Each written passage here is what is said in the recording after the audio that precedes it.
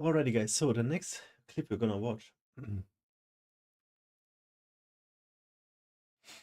Alrighty, guys. So the next video we're gonna watch is Avoidant Personality Disorder Deep Dive with Dr. Honda at Psychology in Seattle by the channel of Dr. K, HealthyGamerGG. So Dr. Honda has a very nice podcast called Psychology in Seattle, and he goes about all kinds of things. One of his I guess favorite topic to talk about is attachment theory by Bowlby, and I made a deep dive last year for myself. Also made a video about it where I'm going through all the attachment styles and categorizing myself.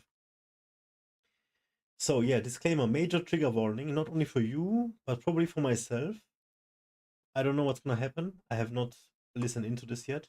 But I'm very curious and I'm giga happy. This video got out 5 days ago. So yeah, I'm very happy that we found this one. It's probably gonna hit home hard.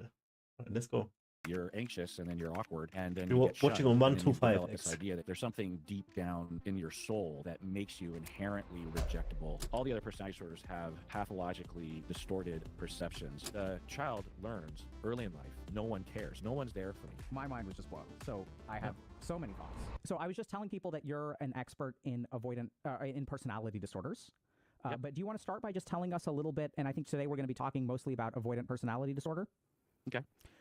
I love how he says, okay. So if there are other things that are available, cool. Yeah. Well, we had brainstormed lots of things. So yeah, I sort of mini prepped a lot of things this morning, but yeah. Yeah. Do you want to tell us a couple of the other things that you kind of thought about or talked about? I know we prepped, as you said, for a lot of things. Well, yeah, we talked about schizoid personality disorder as well, and maybe just about loneliness in general and what can cause isolation. Yeah, awesome. So that sounds great. I'm personally curious because I've worked with very few schizoid people in my clinical career. I don't usually come to therapy. So, right. Yeah. So I think I would love to hear about that. But do you want to tell us a little bit about kind of who you are, where people can find you on the internet? Yeah. I have had a podcast and YouTube channel called Psychology in Seattle since 2008. And we do all sorts of things, podcasts and reaction videos and deep dives and lots of things. Yeah. But I've been a therapist and a professor since the late 90s. Wow. So you were doing podcasting before it was cool. Yeah. I don't know why, but I was. Yeah. No one was listening, but I was doing it anyway. And what kind of stuff can people expect on your podcast?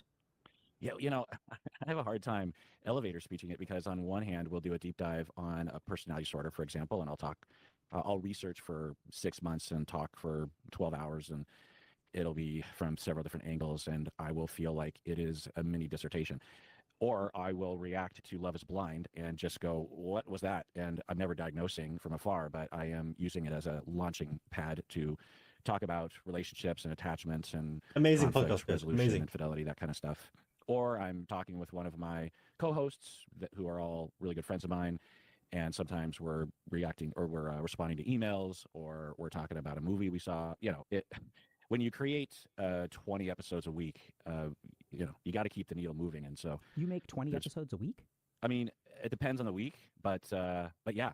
That's insane. Yeah. Well, yeah, but my understanding is you work a lot as well. So, you know the drive to like keep going.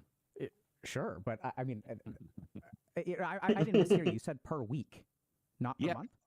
Yeah, like right now, Love is Blind season 7 is on, and so I always will react to that because it's my favorite reality TV show, and so I will put out 2 episodes a day just for that. But then there's also the audio podcast and stuff. So yeah. That's so cool. I think so. Here's I think your channel is phenomenal, and I think part of what I really like about it. Here's, by the way, but I am quite honored. I never thought that you would even know who I was and give me the time of day, let alone have me on one of your videos. So I'm quite honored by this. Well, we can. You're very welcome. I am equally honored because you've been a professor since the 90s. I was like in elementary school in the 90s. so to have someone of your experience and just breadth of stuff is super cool.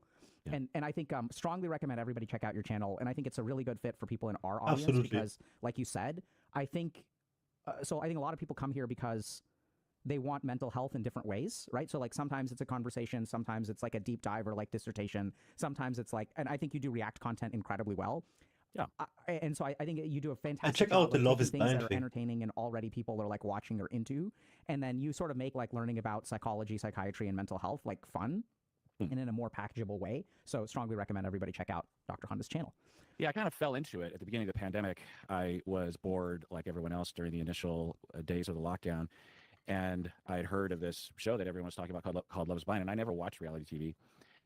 But I'm sitting there with my wife, and I'm like, well, we have all this time to kill. So I started watching it, and I found myself actually liking the show and bothering my wife with like, no, they shouldn't be doing that. They should try this thing, you know. and I was like, maybe I should stop bothering my wife, and I should just bother the internet with this. And then I didn't think anyone would watch, but it sort of blew up, and then here I am. Yeah, that's cool. But yeah, it is along those lines of like finding things that people are already interested in. Because I've been podcasting since 2008, trying to break through the SEO on some level. And whenever people would find me, they would say, I can't, you need a better SEO or something, because I just, I finally found your content and you've been doing this for so long. Well, the trick is if you sort of jump into the stream of content that people are already Googling, then you have a greater chance of actually coming across people's feeds. So I think we have some people on our team who I think understand that stuff really well, and they're super awesome. Yeah. And so let's let's dig into personality disorder. So can you start by just telling us what is a personality disorder? Yeah, well, it's complicated, and even when I explain this to students, I will tell them and hope that they believe me that me describing a personality disorder, and even having gone through a few courses studying personality disorders and other disorders, they're not really going to get it until you actually know the academic side, the research, DSM criteria, and hear it from an expert and hear all the vignettes, but also experiencing the individual. If you out there have had someone in your life close to you, or you are someone that has a personality disorder, things that you do, then you have a much greater chance of understanding. But if you don't have someone to reference, or you haven't experienced it yourself, even if you think you get it, I'm just speaking from my own personal experience, it's hard to grasp. But the easiest way I can describe it is that it is a disorder in perception. And I don't usually hear it described this way, but I find, which makes me wonder if I'm off base in some way, but I find that all personality disorders, aside from antisocial, which is kind of an anomaly depending on how you look at it, but all the other personality disorders have pathologically distorted perceptions. Like a common personality disorder that people might know about is borderline. And so with this personality disorder, the distorted perception is that people are about to abandon me at any given moment, even when they're not. So it's not delusional, it's not hallucinating, it's not psychotic, but it's borderline psychotic, which is why it has that name, in that the individual is convinced of abandonment and reacts accordingly, even when there's no evidence of that, or extremely limited evidence, like someone doesn't text you back right away and you are triggered and you become convinced. With other personality disorders, it's a different core pathological perceptual distortion related to the relational traumas that were chronic in early childhood. Okay, so that's the shortest way I can describe personality disorders. Sure. So what happens in avoidant personality disorder? Yeah. So I always find that with any personality disorder, just for my own sake, I will understand it through its hypothesized and frequently found early relational trauma. And then once you understand that, then to me, it all kind of fits together. Because, like, again, with like borderline, if you just read the criteria, it looks kind of like a jumble of behavioral observations, but when you understand that it all generates from an abandonment trauma, then it's like, oh, okay. So with avoidant personality disorder, the childhood trauma is that on, baseline is, and really this is true for all personality disorders, is there's general abuse and neglect that is present, and lack of attunement. So the child, because, all children go through bad things and have bad moments, but if they don't have someone to turn to that is safe, that can listen to them, attune to them, and help them, then they're left to their own devices to come up with their own defenses against that fear and danger and threat. So that's similar, and that's the same with avoidant personality disorder, is that there's some sort of neglect and abuse. Often it's neglect, but Yeah. second, I didn't have anybody. I'm feature thinking, of like, what did I childhood do? ongoing relational trauma is that the child is made to feel excessively afraid of social situations, which of course makes sense, right? But this can look a lot of different ways, right? It can look some obvious ways where you have a child who is, and it can be subtle. You can have parents who, maybe there's conflict, there's divorce, maybe the parents aren't the best parents in the world, but you don't characterize your parents as the worst, but they're not really there for you. And when you were 2 years old and you had a pain or a fear or a boredom or a joy, your parents just weren't there. Maybe they were avoidant themselves. Maybe they were depressed. Maybe they were working too much. Maybe your family was experiencing war trauma or something. But anyway, so there's some sort of neglect. And then the parents are trying to get you to go to daycare or to preschool, and they push you into it, and they don't have a good approach to it. And your experience in that preschool or in that daycare was not pleasant. And when you get, and that's very common, but then when the child comes home or gets picked up by the parents again don't attune, and they don't listen, and they don't notice. And so the child learns that they're alone in the world, and they cannot turn to other people, and that there's a constant threat of being humiliated and rejected. And it develops into this perceptual distortion, which brings it to a higher degree than social anxiety, because we have regular social anxiety. Jump in for a second? Please. Yeah, so this is awesome. Oh, thanks. Love it. So I wanted, because you're covering a ton of good stuff, so I wanted to first of all make sure that I really understood this, because I have never heard personality disorders described in this way before. Okay. And I struggled a lot with learning about personality and personality disorders during residency training. So I'm going to just repeat back. So you said, so I think it's really interesting, because when we look at like some personality disorders, when I look at something like, let's say, BPD or something like that, there's more frank or overt abuse, right? So there's like a very high history of physical abuse or sexual abuse for people who develop borderline personality disorder. And the way that I think about personality disorders, I think about non-personality, or maybe we'll get to this in a little bit, but I think about personality disorders is very similar to what you're saying, in terms of it shapes the way that your brain, your psychology, your mind, and your physiology develop. So when we're young, right, the concrete is still wet, and if we draw in it, it'll kind of solidify in that way. So based on your upbringing, kind of the way that you're shaped is the way that I think about a personality disorder, and perception is absolutely a huge part of that, and I think it's a beautiful way to just launch into everything. And so what we're talking about in avoidant personality disorder is not so much frank abuse, but more neglect. And right, typically. This is also why I think it's hard for people to recognize that, right? Because it feels normal to them. And and we hear stories of things like physical abuse or sexual abuse. And some people will be thinking about their childhood, and they're like, none of that happened. So they think that they don't even realize that there is a developmental trauma or neglect or something that could have shaped you in a certain way. It just feels really normal to them, because the red flags that they have heard about don't apply to them. Exactly. And then I thought it was super cool how you described this, like, made to feel afraid of social situations, because then the question in my mind was, what does that look like? But I loved your kind of 1-2 punch, forced into daycare. And then when daycare is bad, you get bullied, whatever.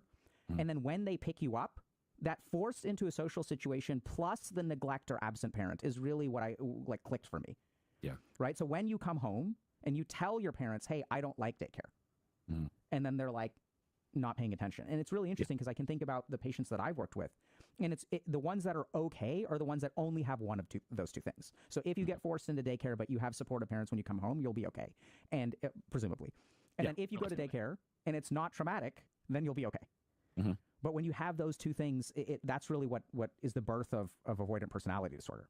Yeah. Yeah. Right. And you rinse and repeat that, because you're anxious, and then you're awkward, and then you get shunned, and then it gets worse and worse and worse. Right. And then you develop this idea that you're inherently ridiculous for some reason.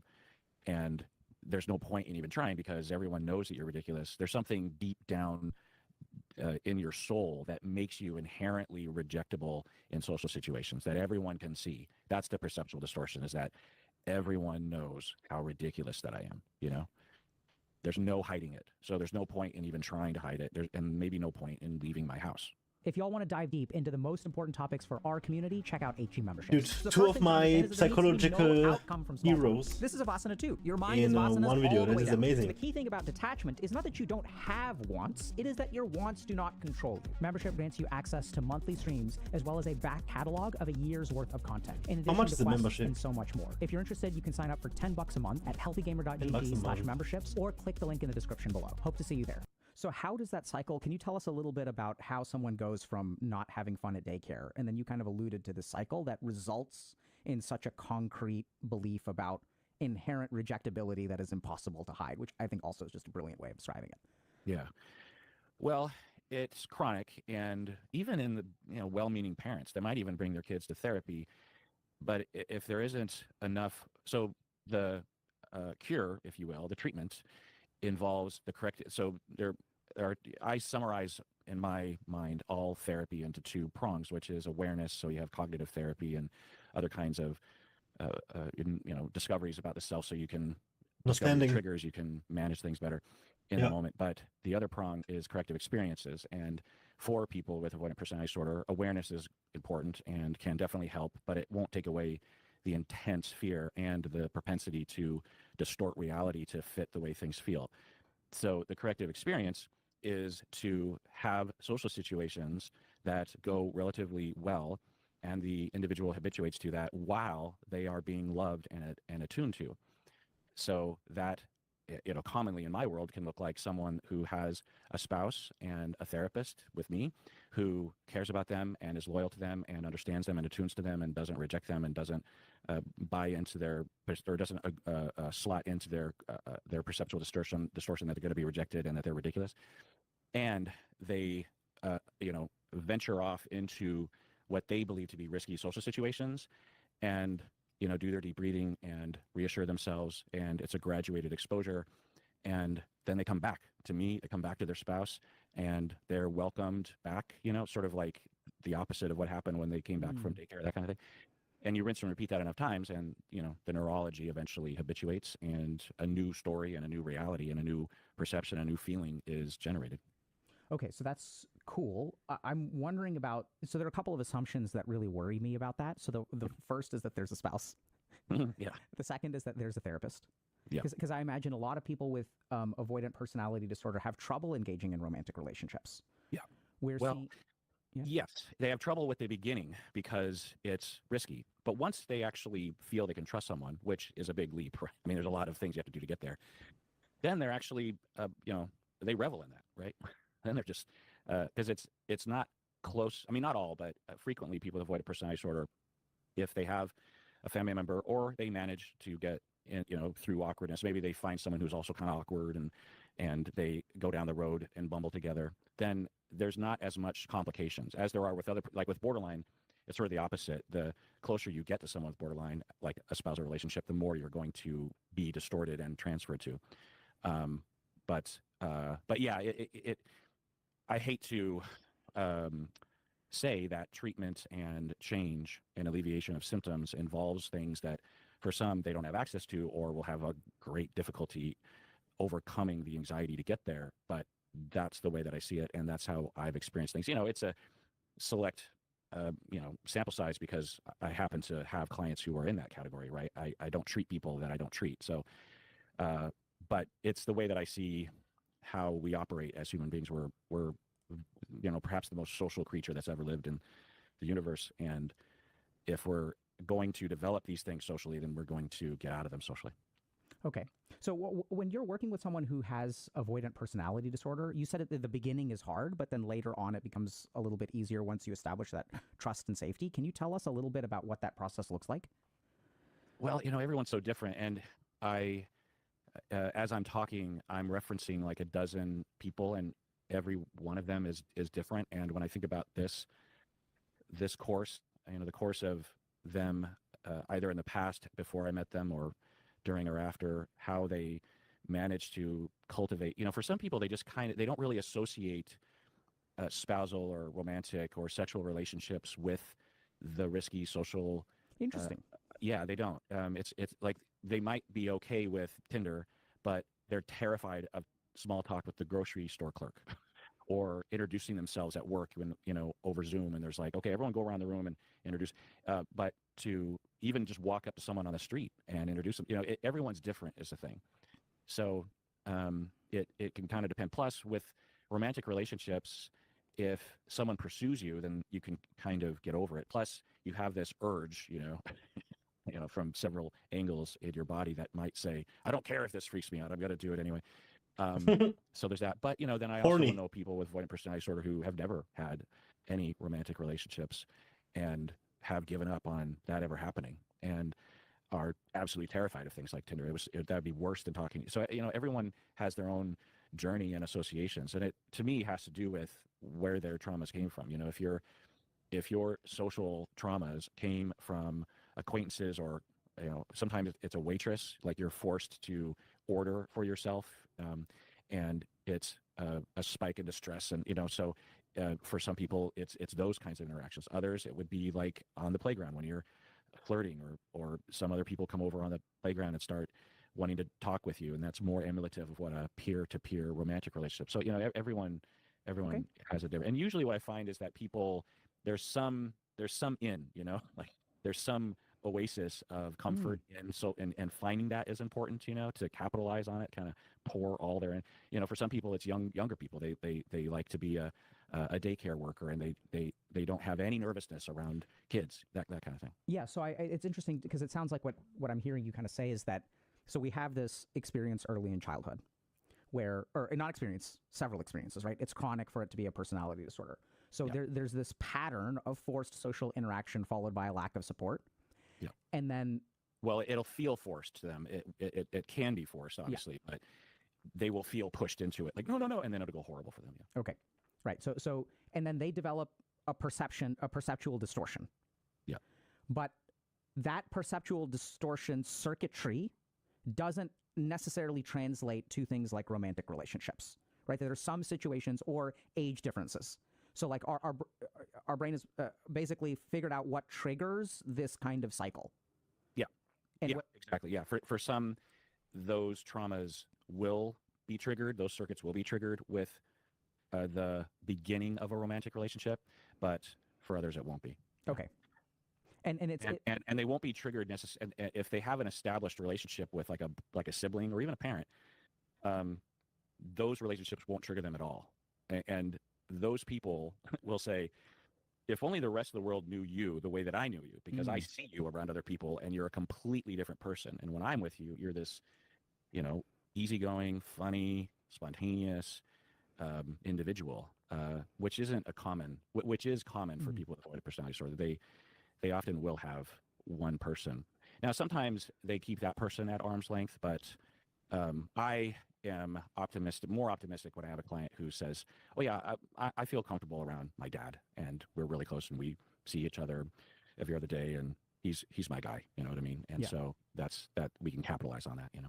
Yeah, so I'm curious, can you give us like, so a couple of these examples are awesome. So like this sort of getting feedback of, oh, you're a completely different person around me, I see this version of you. What are some other things that you've seen or kind of common experiences, almost from a qualitative research or subjective experience?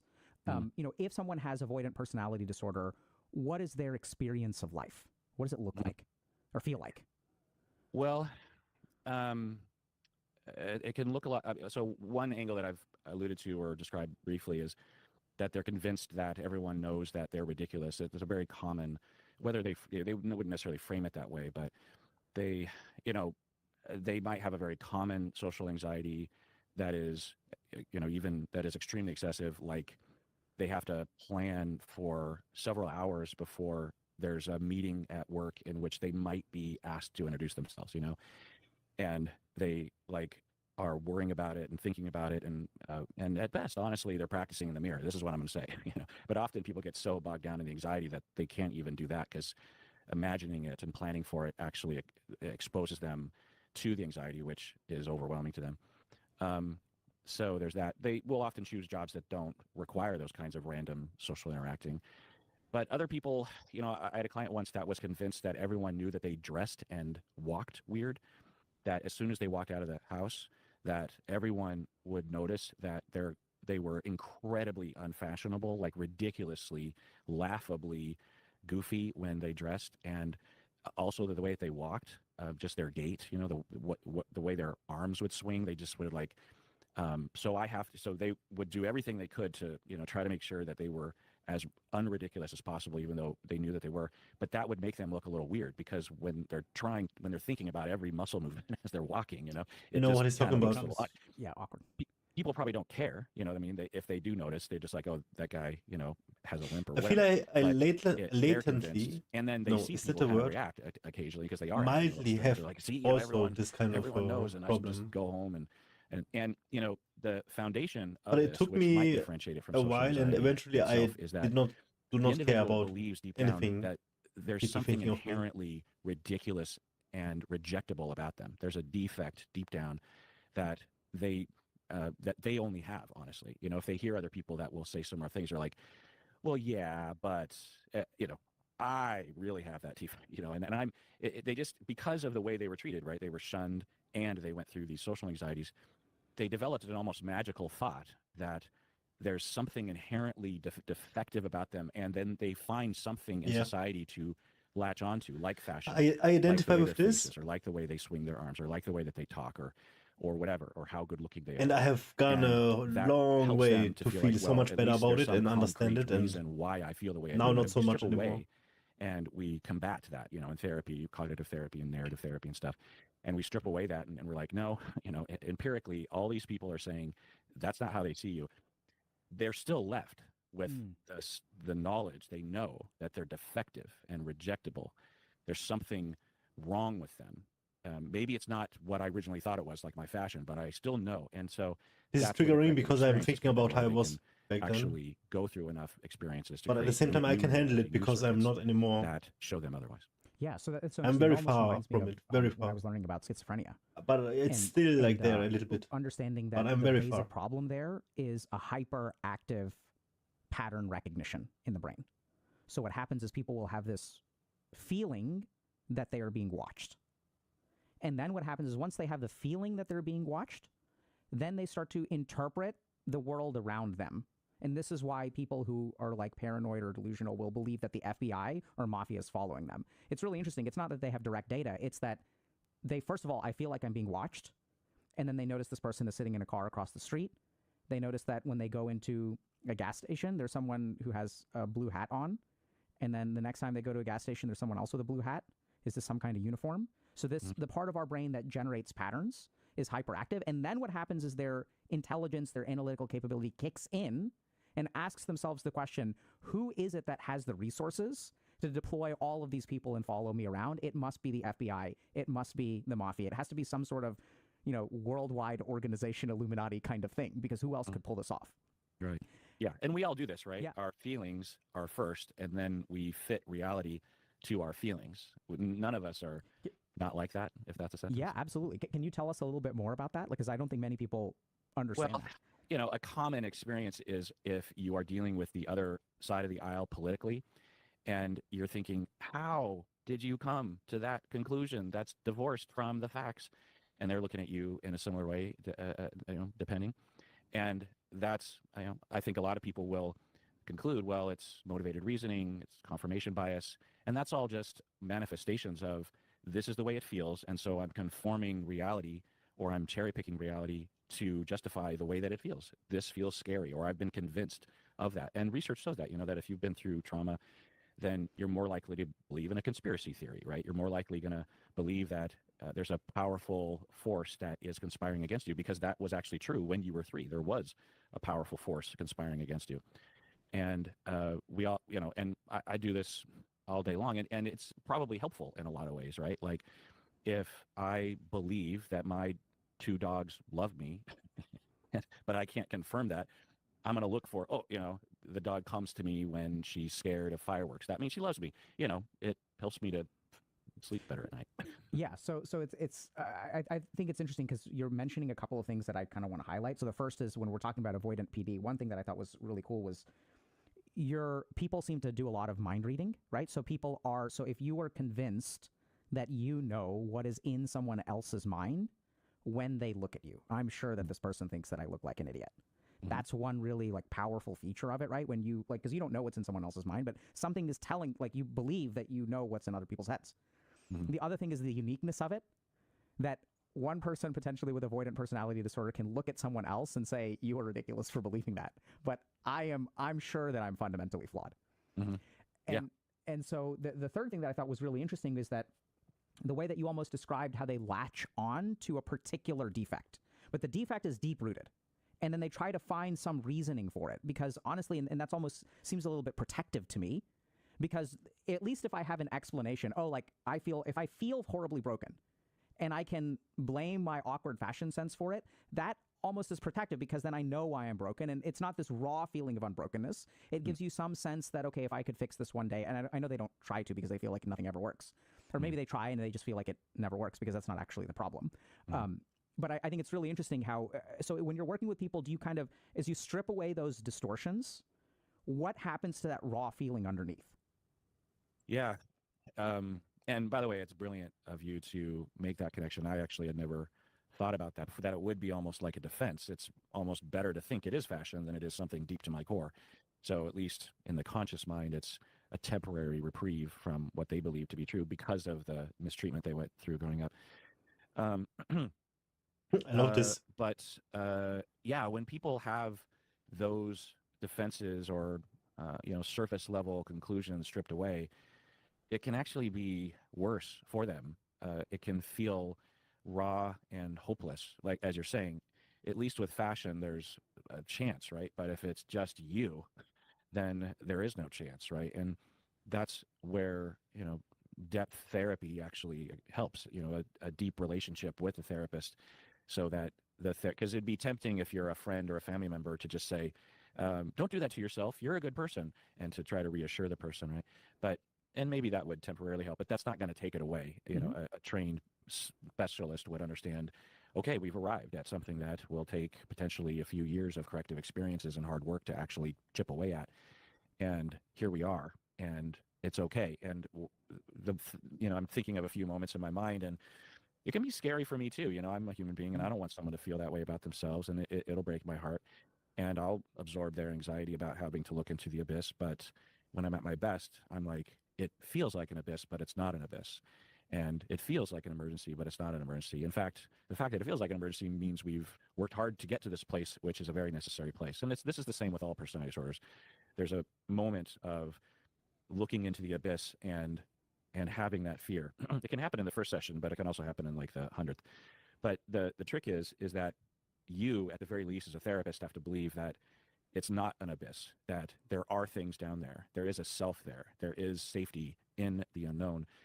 And we just have to, search around in the dark or start turning up the dimmer switch, to see it. I don't know if I'm making any sense. But when it comes to avoidant personality disorder, that looking into the defect, the inherent defective self, and for me to say, I'm glad that we're here. I'm sorry that you feel this way.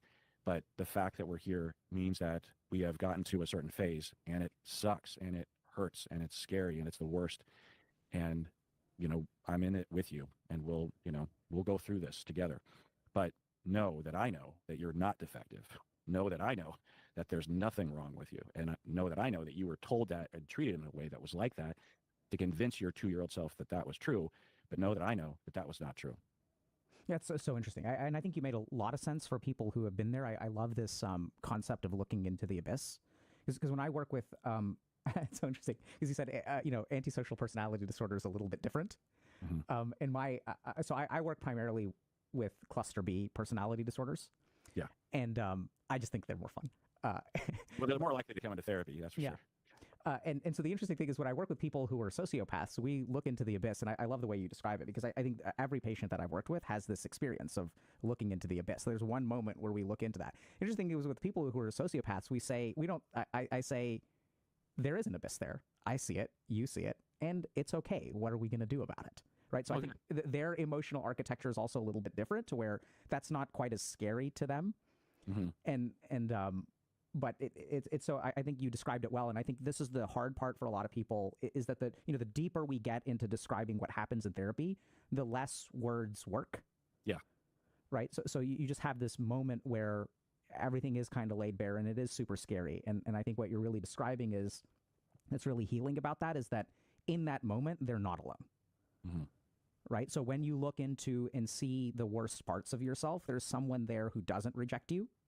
Mm-hmm. And even if you say, hey, I think it's just feelings, and they're like, no, it's reality. I think the beautiful thing, and this is what little clinical experience I have, is that in that moment, what they believe or don't believe is not nearly as powerful as you being there with them. Mm-hmm. And then also, so what time next week? Mm-hmm. Yeah. Right. Yeah.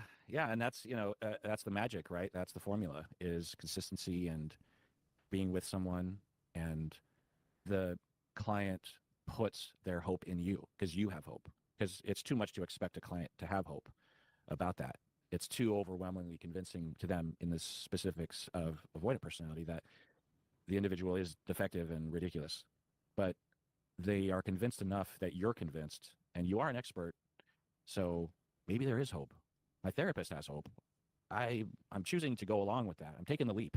But Yeah. and that's hard to do, because you could just say as a therapist, I have hope, but you have to be, connected on a deep level with the client, and the client has to be convinced of that. You can't just do this from the sideline. You got to get in to the scrum of it, So I think when you say take Absolutely, the leap, because anything else is not going to be believable.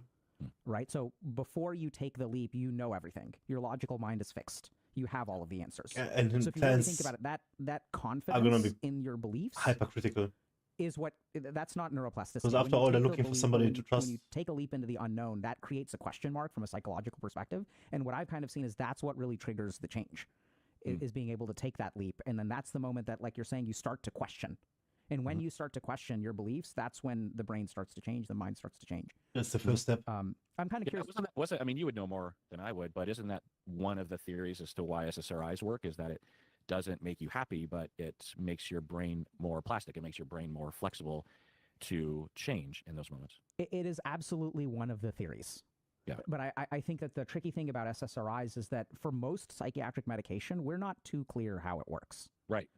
So I think there's absolutely some evidence of neuroplasticity induced through SSRIs, but the mechanism of that is also like questionable.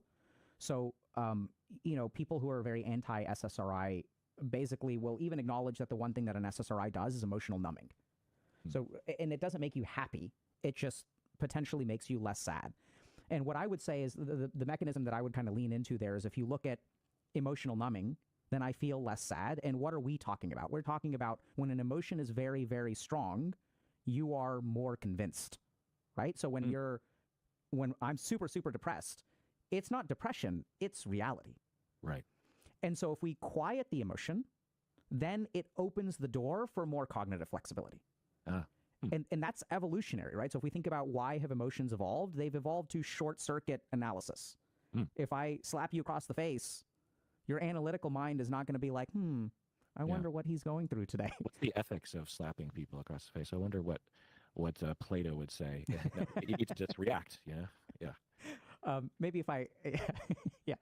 So I think it's interesting. So I think that's one mechanism of potentially neuroplasticity. The really interesting thing is if we look at, I think there are more robust studies on, maybe not more robust, but if we look at the mechanism of action of a lot of these like pilot studies on psychedelics, neuroplasticity is a huge part of it. A lot of the meditation literature is about neuroplasticity.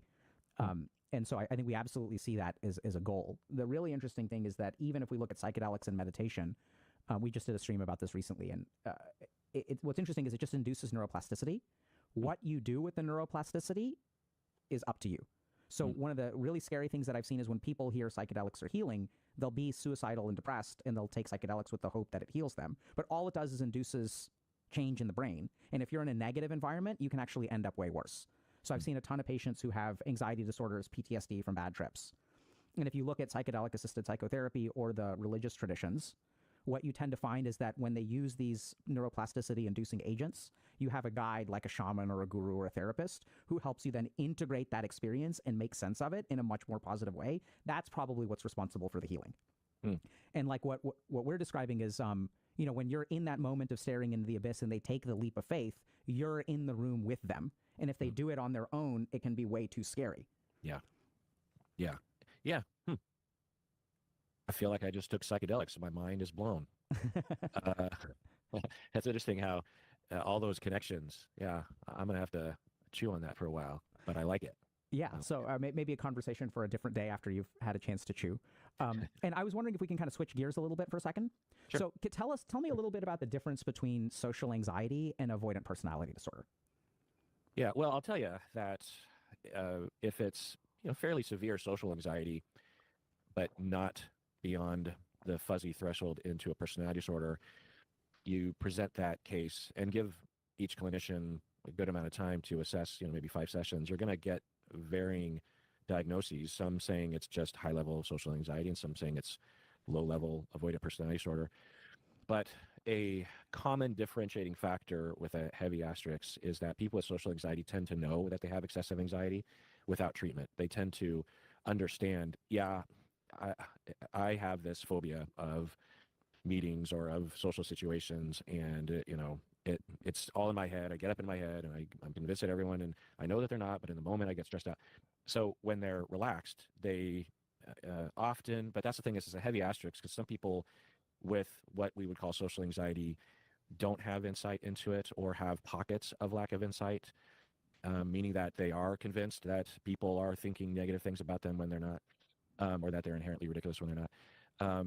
But that's generally the demarcation line, is, for me anyway, it's the pre-treatment, pre-awareness, the extent to the semi-delusional perceptual distortion. How convinced are they of the fear when they are calm, and how severe is it? And sometimes it's very obvious, right? If someone is absolutely convinced that they are the most disgustingly ugly person on the planet, and as one human in the culture, I'm looking at them and saying, I mean, maybe you're a 6 out of 10. I don't know, but you're definitely.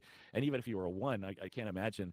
What are we talking about here? Like you're just this H.P. Lovecraft, like unnamed spaghetti monster face or something. I don't even know. Like, what do you like? That's the image. So that would definitely differentiate it from social anxiety, right?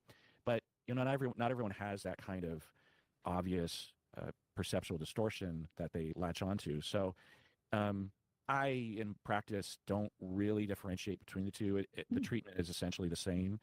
If someone's in the middle zone, it doesn't really matter what label we put to it. It's similar with borderline. If someone is, on the moderate end of the scale or moderate middle of the scale, and another clinician might say that they are sub-threshold and just have traits, or have severe preoccupied attachment or something, it doesn't really matter. The treatment's the same.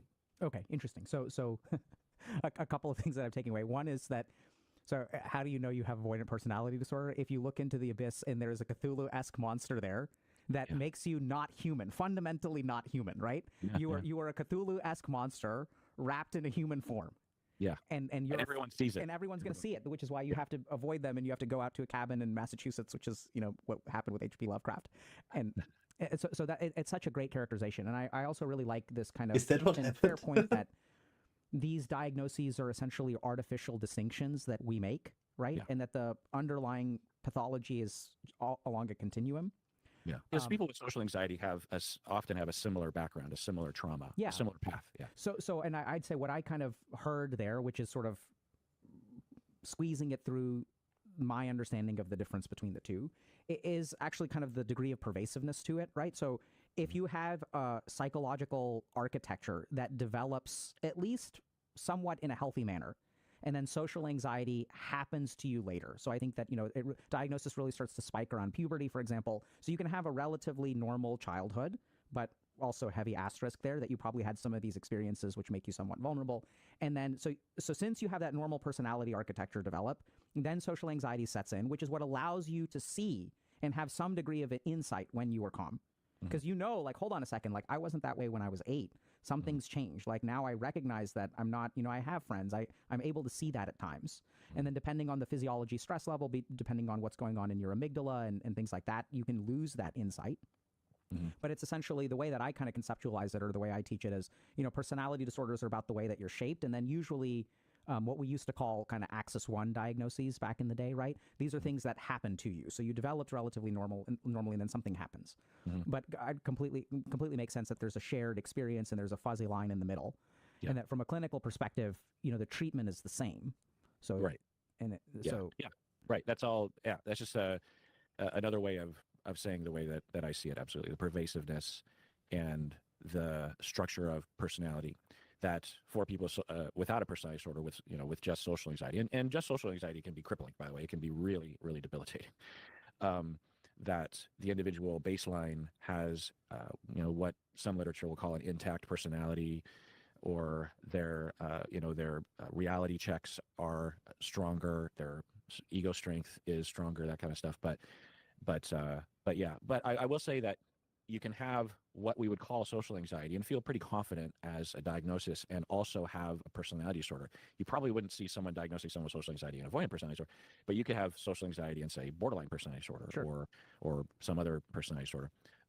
So it gets a little weird. But yeah, what you're saying in the beginning is, these are constructs. These are things that we in psychology and psychiatry construct as a way of conceptualizing behavioral clumps and experiences so that we can research and guide treatment. And, it tends to pan out. These labels have been around for over 100 years, or at least the concepts have. Maybe the exact wording of the label has changed over time, but the construct of avoidant personality disorder and other personality disorders have been around for a long time because there's just been a lot of observation of humans that seem to fit into this category.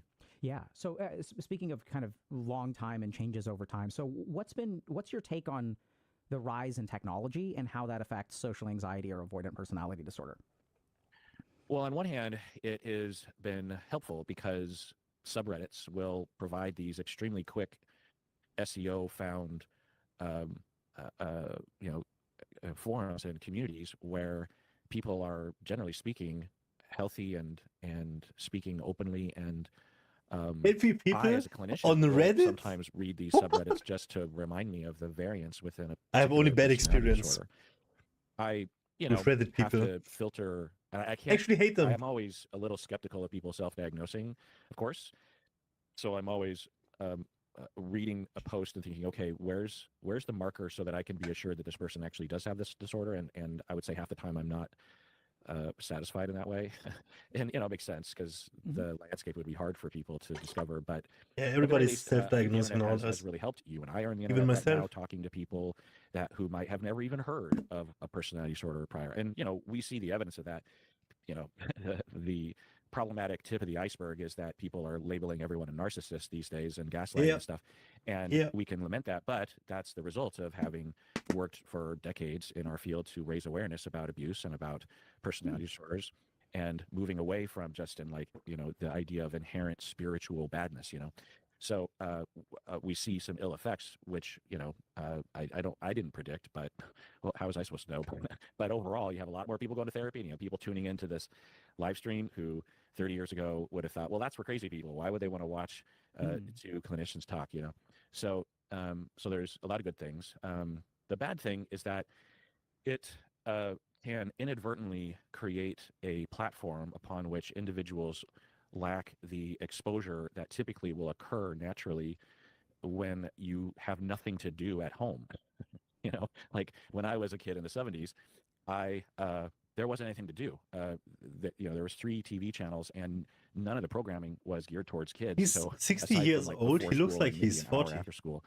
And you just were bored out of your mind, and toys weren't as prevalent. There weren't as many cheaply made, readily available things to play with. Certainly also video games. And so you either had to read, draw, or climb trees with your friends. And that's what I did. And so with the internet and with media, you have a lot of young people and old people, adults who, if there's several Y's in the road, and if there was no internet, there was no technology, there were no video games, they would say like, oh, okay, fine. I'll go knock on the door of my neighbor and see if they want to play or something like that. And then you just, you go through the normal exposure and habituation and trials and tribulations. And, hopefully, not always, but you progress through that experience, learning that things are going to work out in the end, and bad things will happen, but overall you'll get through it. And because the other people depend on you, because they don't have video games either, so if they don't want to shun you because they don't want to be alone, they don't want to be without.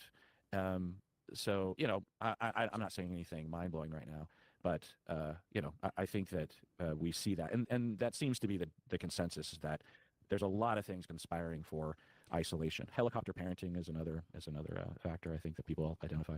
Yeah, so it sounds like you're kind of, and that's been my experience too, that I think when I was growing up in the 80s and 90s, when you got bullied, when things were socially difficult, you kind of didn't have a choice, right? So you were kind of tossed into the deep end, and it's like sink or swim. And so it was a really brutal, I had a really rough period of time between probably 5th grade and 8th grade, and it was like, you just had to learn, there's no retreating to anywhere. What happened? I was bullied very heavily. Oh, really? Yeah. Oh. Ouch. Yeah, it made me who I am today. Have you found them? Have you looked them up and given them the finger and said, "Look at me now, MFers"? Not really. Yeah. Do you want to?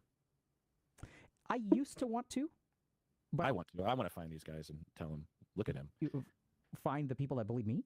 Yeah. Why? I can see you as a fifth grader. I don't know what happened, but I can visualize it. And to think that people would mistreat anyone, but, mistreat you, which I imagine if your demeanor is similar in the fifth grade as it is now, that it's, curious, smart, active, a talker, but not harmful and not, problematic, not worthy of being targeted, and to think that there would be people that would habitually, target you and harm you is upsetting to me. It makes me angry. It makes me want to go to those people and say, I don't know. I don't know what I would do, but it just, I guess I want a time machine and go back and like alert adults when you were in the fifth grade to tell them to protect you or something. I don't know. I just have that urge. Yeah, so I He wants to protect him. This is great, dude. I'm loving this because oftentimes what we do on stream is I do what you're doing. Yeah. And it's fun. This is the first time I've been on the receiving end, and it's quite the experience. So thank you so much. I apologize if it's like invasive or no. I maybe I was caught off guard because I wasn't expecting it. But my first, the thought that popped into my head is like, well, I do this shit to people all the time, so like, so and I think it's important to do, right? So I think it's important to acknowledge. I think his story triggered the protector in him, and he likes him so much that he got triggered feel that way. And I remember to wanting to protect his past. I went back to my hometown. That's cool. And I ran into one of my bullies at a bar, actually, and it was sort of, at first I felt a little bit triumphant, and then I sort of like realized, so like I have a history of kind of spiritual practice, and I think a lot of that stuff has to do with ego. So like, wanting vengeance. Before he keeps talking, I know exactly where he's going with this. And the vengeance thing, it looks like Dr. Honda has more sort of a drive to get vengeance, and Dr. K does not. But I think Dr. Honda is approaching it more humanly, more healthy, and not denying this drive for vengeance. Vengeance is actually healthy for us, and it's a legit emotion. And Dr. K is trying to let it go. I don't know why, maybe, but is that the new zeitgeist? Is that how you have to deal with this?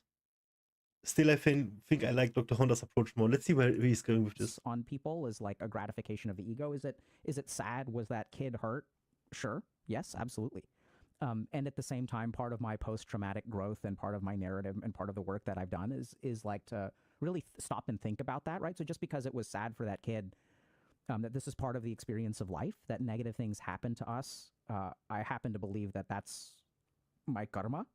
So did I do anything to deserve it? Maybe not in this life, but that all things, there's an order to things, and that also those experiences make me part of who I am today. And this is pretty post-traumatic growth kind of, narrative rebuilding and all that good stuff. But like, I really do believe that. And so now I try really hard to not hold ill will towards them, because they too were just kids, right? Like, I mean, a fifth grader, they don't know what they're doing. They're, and so it's like, what's the point of, going back and telling them? I mean, there can be some gratification. There can be a sense of justice. There can be a giving in to anger. But I generally have the attitude of, like, what's the point? Like, I'm on this earth for who knows how many more years? Like, do I want to spend any iota of energy going back and feeling triumphant? Like, there's like more important things to do. Yeah. So well, the litmus test would be, and I will ask this as generally as possible, but you and I are on the internet and we'll experience occasional groups of people that are coming after us, you know? And the litmus test, I guess, would be that as you and I go through this, are we having understandable and within normal limits reactivity to that? It's hard to deal with regardless, but if we are unresolved or still an eye for an eye processing these feelings of past bullying, then I guess we would see symptoms of overreactivity. Or underreactivity. Yeah. Right. Yeah, So it is very good to me. But it's interesting. I have a very similar experience. I wasn't bullied, generally speaking. I was a big kid. I actually was one of those kids that would walk around trying to act like I was shorter because I felt so awkward because I was so tall, and so big. But and it was the 70s and 80s, and because I'm Asian, everyone assumed I knew karate and I could kill them, or something. Because I grew up in a mainly white community, and so there was that worked for me. Which kind of meant that I never really learned how to fight well because no one would ever fight me. But anyway, I was in like 7th grade, and I'm walking home, and it's the Pacific Northwest in Seattle, and it's kind of cold in the winter, and as was the fashion at the time, you didn't wear socks, so my feet were basically numb. And this bully, this older guy, I had no idea who he was. Him and his friend are walking right towards me as I'm walking home from school, and he walks up to me, and he just stomps on my foot as hard as he can and pushes me down. And oh my God. I'm just like flabbergasted. I'm like, what is happening? Did I do something? Did he mistake? And he just continued walking. Looking back, it's obviously, likely that this guy had something going on in his life, maybe some home life problems. Who knows? But I got home, and I just peeled my big toenail off my foot. It still isn't quite attached to my body because once that comes detached, it doesn't really reattach very well. So if I want to, I can like trim that nail. Anyway, it's gross. But I ran into him in my adult life in a bar as well, and he was with all of his friends that I recognized, older people from my school. And I had a couple beers, and I'm just like, I'm gonna go confront this guy. I'm gonna go get him because he took me by surprise.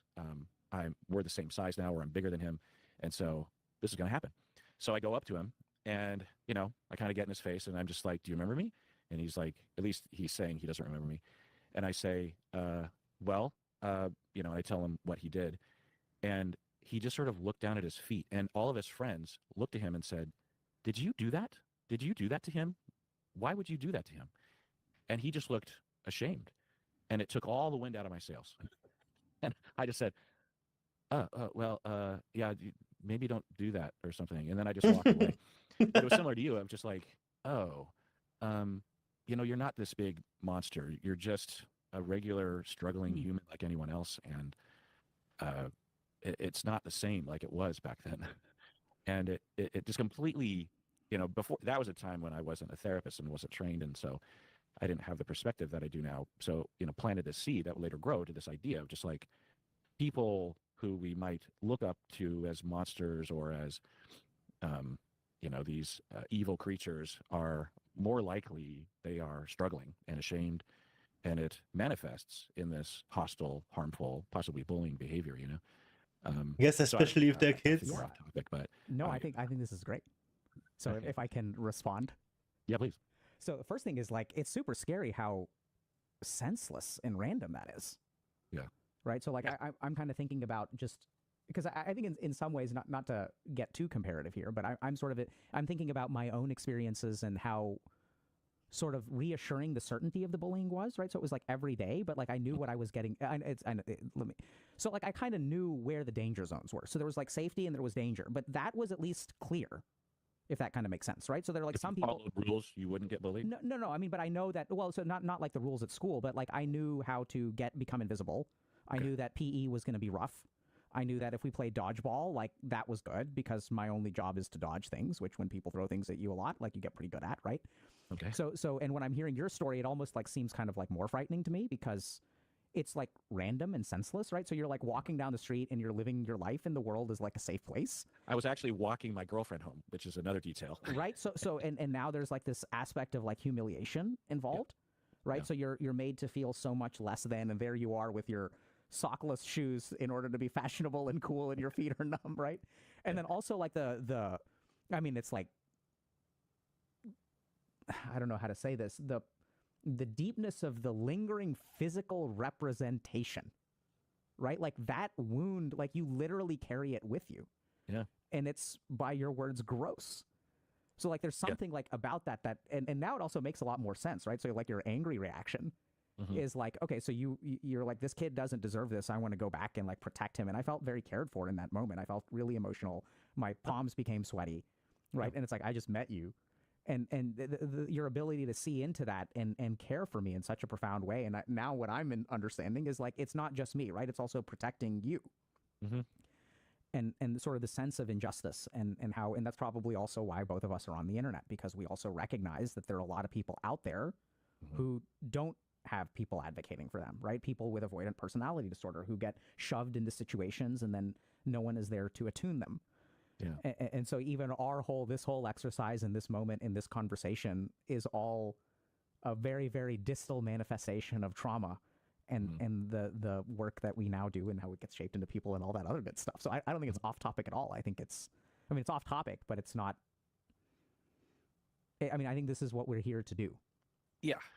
I mean, it's 2 hours of live streaming. You got to keep the needle moving somehow. So might as well just talk about ourselves narcissistically. But yeah, no, I feel really cared for too. You have that ability to hear and reflect and make.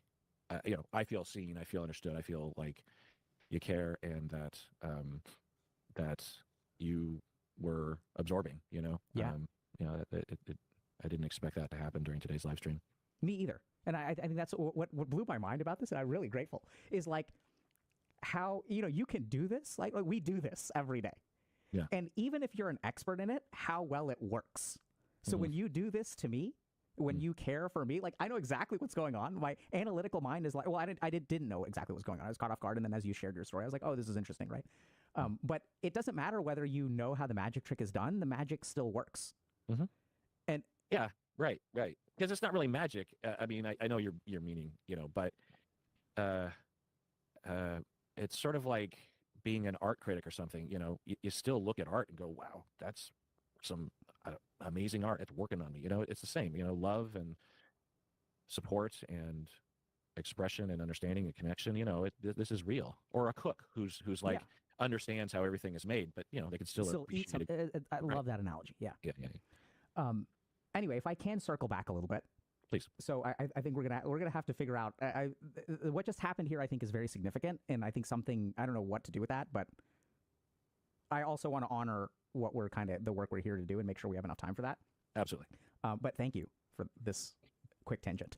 And I have no idea how chat is going to be responding to this or what they picked up or whatever. I'm so curious about that, right? So I thought you were watching. I thought you were. So I tune in 100% when I'm talking to a human being. I really just completely ignore numbers and we're flying without a net now. Yeah, well, absolutely. And I think because even if my attention is a little bit fractured, I think it changes the empathic resonance.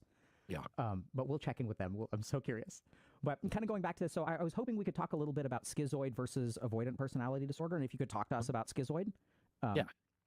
Because I want to say I've seen maybe 3 patients out of 5,000, 6,000, 7,000 that I've seen in my career that like have schizoid personality disorder. Yeah, I've seen an increase, I think, because of the internet and because of the crisis of loneliness and because of the destigmatization of therapy, and that therapy can now be sought out on the internet over Zoom or over video conference, and that is less of a risk for people to take. It's much easier to just click on connect than it is to drive across town and park and da-da-da. So there's I think anecdotally been an increase, but to speak to the same language that we were using with avoidant personality disorder or the same format, I'll start with the original trauma as I see it. And this is related to research. I'm not just completely flying blind here, but it's hard to research this sort of thing because you're asking people to retrospectively self-report what their childhood was like. We, for good reasons, don't have the ethical, leeway to take 1,000 kids and take 500 of them and treat them in the way that we think will produce schizoid, and take the other 500 and not do that and see what happens. We can't do that, so we have to, hear stories and develop models, and so this is an integrative model for me. Is that with the childhood neglect, the childhood trauma is that of neglect mainly. So with avoidant personality disorder, it's definitely on the neglect side, but it can also have classic abuse, positive action harm to children. But with schizoid, it's almost always, significant neglect. They can be abused too, but definitely hands off. And schizoid people will report that when they were young, they were left to their own devices at best, and at worst, they were just actively shunned. Or sometimes even schizoid people will say that they were treated like an object, like a pet. like they would be, like one story was that they were carted around to friends and family like they were so cute, or they could do this trick or something, and they felt special when their parent was carting them around. But as soon as they got home, they were just completely ignored and rejected, and they were like, "Oh, I'm just like a plaything, like a toy or an automaton," which is something that schizoid people can sometimes start to believe, that they aren't really human, that they're a shell of something, because that's the way they're being treated. So the other element is that they're very commonly, with this trauma of being neglected severely, is enmeshment or invasive. Enmeshment meaning lack of boundaries between the parents somehow. Like a classic example of this, which is a minority of reports, of experiences, is that the parent will suddenly and aggressively and traumatically invade the child's bedroom and accuse the child of hiding something, whether it's food or pornography or a diary. You secretly are writing stuff about me, and you're going to, so it can manifest a lot of different ways. But there's this idea of just like, at any moment I can be invaded if I don't protect myself somehow. So what the child learns early in life is that they don't have personal boundaries, and no one cares. No one's there for me. And so they have a lot of motivation to attenuate their mindfulness and their noticing of their own emotions, which has to do with noticing your own physical sensations. And so they will start to actively turn away from their emotions as a way of like, well, no one cares about my emotions. So if I don't feel my emotions and I don't notice my emotions, then I won't have to signal my emotions and be rejected. The other thing is that they're worried about being invaded. So if they were to accidentally reveal what they are thinking and feeling, then that gives that invasive person the ability to get them, that it opens the door a little bit so that the invasive person might, rush in and invade and control and harm. And so the child learns, I have to get rid of my emotions, and this is mostly unconscious, and I have to turn away from people. So they will isolate themselves, and they will believe, for the most part, and this is a pretty heavy asterisk on it, is that people with schizoid actually consciously think that they don't want relationships, but actually they do. And this is what really differentiates schizoid from the other isolated, lonely personality disorders like schizotypal or something, that with schizoid people, pre-treatment, pre-awareness, they will think that they actually don't want attachments and don't want connections, but they actually do. And there's a lot of theory here and a lot of research, and there's different consensi, if you will. But the general consensus is that people with schizoid deep down do have the normal amount of desire for connection and relationships, but they are defending against it, because to feel that and to acknowledge that opens them up to being terribly disappointed and neglected and possibly harmed by other people. So man, I got so many parallels adult with this. lifestyle of someone with schizoid personality is that but I don't think I'm alone. They schizoid think at all. that they are happy, but all of their emotions are subdued.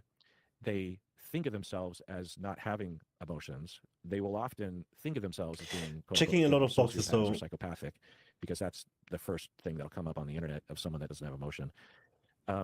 But it'll be found if they do enter treatment, which is rare, but if they do, or if they just do some self-exploration, that they actually do have emotions. They're kind of proto-emotions because they haven't been developed or evolved, because they haven't had any chance to have it be mirrored or attuned to or discovered. And so even with a lot of treatment, 20 years of treatment, someone with schizoid will still have kind of childish versions of the emotions, but at least, they're getting at the emotions. And we need to be connected with our emotions to know what our needs are, right? To know when we need to be hugged, or when we need to have freedom, or when we need to have peace, or whatever, or know we're hungry, or this sort of thing.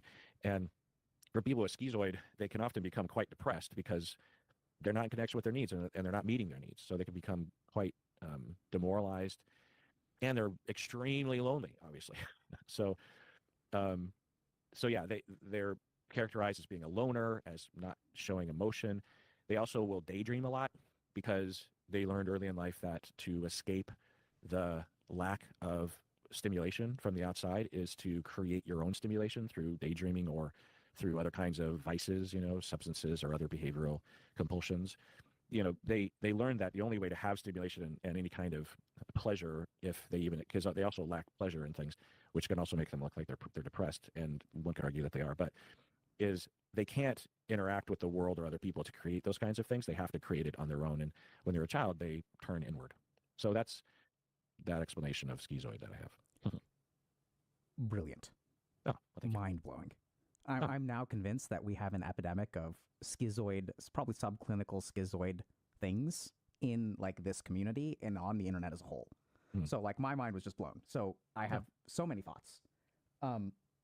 But first, two questions. I'm gonna have to restrain myself. So first thing is, well, you mentioned enmeshment, and my understanding of this is a little bit different. Definitely not my area of expertise. So you kind of talked about this like personal invasion of space, and you've got a diary and things like that. But like most of when I've dealt with enmeshment, I may not even be using the term right, but it is almost like an emotional blending, right? So some amount of parentification of the child or infantilization of the parent. Does that qualify for this pattern as well? It's a type, right? So one type of enmeshment would be parentification, yeah. Yeah. So, but does that does that correlate with schizoid? Or are we talking about a different kind of enmeshment? It could. Parentification and those more classic types of enmeshments, anecdotally, isn't as common with schizoid. It's more of brief moments and non-classical types of enmeshment where the parent just doesn't respect the boundaries of the child, like the child's personal space, the child's emotional space, the child's privacy. So that could be parentification, but parentification probably would have more involvement and more contact with the parent, right? And with schizoid, the dominant feature is that they're emotionally being pushed away. And sometimes it's because the parents are good people and good parents, but they're going through things like they're depressed or a medical emergency or a chronic medical problem or war stress or something, economic problems. So it can, but the lesson that the 2-year-old learns is the same. They don't understand that their parents love them, but yet are struggling with depression. They just think there's no one loves them and there's no point in turning to anybody. Okay, so it really is more of that. It sounds like it's more like that random, heavily invasive, kind of like meteor out of the sky, kind of like just very severe. Okay. Yeah. And then you mentioned the phrase proto-emotion. Can you help me understand what that means?